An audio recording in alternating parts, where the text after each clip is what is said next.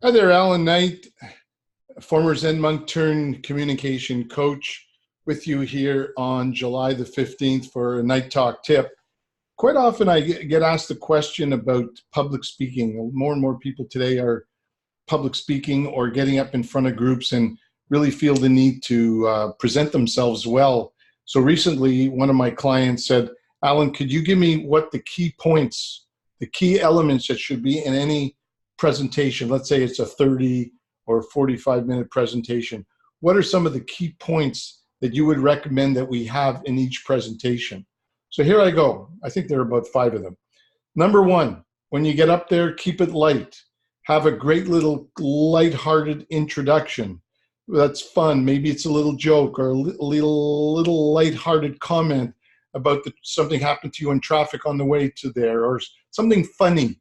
So it gets you feeling cozy, and they feel cozy, and there's likability factor. And so we're off to the races because now they're open, they're receptive. This is not an idiot. This is not a boring person. This is not a person who's too intense and going to lay a trip, not too professorial. Fun-loving, down-to-earth, create some likability and a little bit of trust. That's point number 1. Point number 2, make it clear what your intention is in such a way, in terms of the speech that you're going to give, in such a way that you give them the key elements that will benefit them. In other words, you want to make a statement. Before we even begin today, ladies and gentlemen, I want to make it clear that my purpose here today is to impart to you 5 key points related to how to be a fantastic public speaker.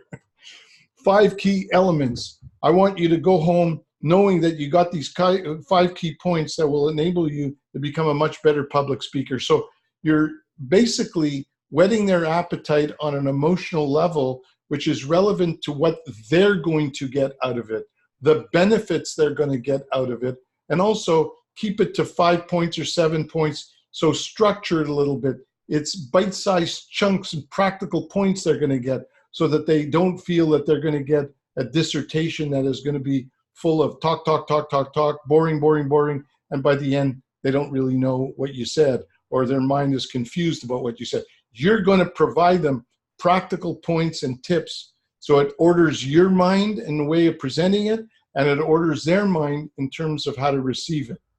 Next, a little bit about yourself. Before you get into those points, you want to make it personable. I want you to know, ladies and gentlemen, that I can totally relate to some of the anxieties and fears you feel, because I was once your age embarking on a business, and I was concerned about, will I make it? Did I have the right education? Did I have the confidence to do it? Did I have the relationship building skills to pull it off? I was scared about going off on my own and becoming an entrepreneur. So I relate to the anxiety, the worry, and the fear. At the same time, I believed in myself, and lucky enough, I had a mentor, my Aunt Jane or Uncle Bob, who was my mentor, always pushed me and believed in me, and it really helped me. So I developed this stick to it and this attitude that no matter what people said, no matter what people did, I was going to make it happen. And then I embarked on success, and fortunately, it's resulted in a lot of wonderful things. I had an education that really helped me, and I built 3 different businesses over a period of 12 years or whatever it be.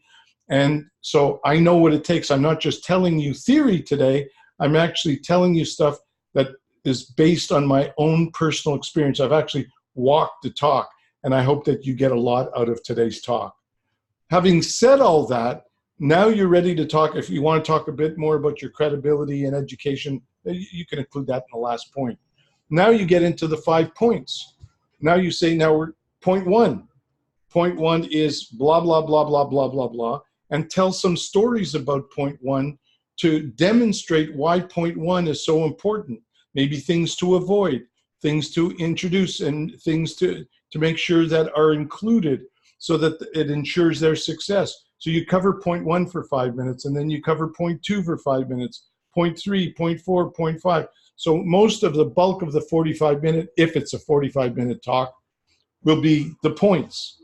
Once the points are finished, then maybe you give a little exercise to demonstrate to them how they really need it. Now that they know what the points are, let's look at their current condition and how their level of preparedness to embark on I'm using entrepreneurship as just an example. And maybe you then do a little personal fun exercise, which helps them to see where they're at and that they need some help. And then you could say that basically the last thing I want to say to you is whatever you do and whatever you choose to do in terms of your work, my suggestion to you is never lose heart, never lose faith, believe in yourself through the ups, through the downs, persevere. If any of this resonates with you and you're into personal development and professional development and you feel that you need some extra help, you can always contact me through my website or my landing page. I have some free access to blah, blah, blah, and an ebook. And if you'd like to set up a consultation, more than happy to.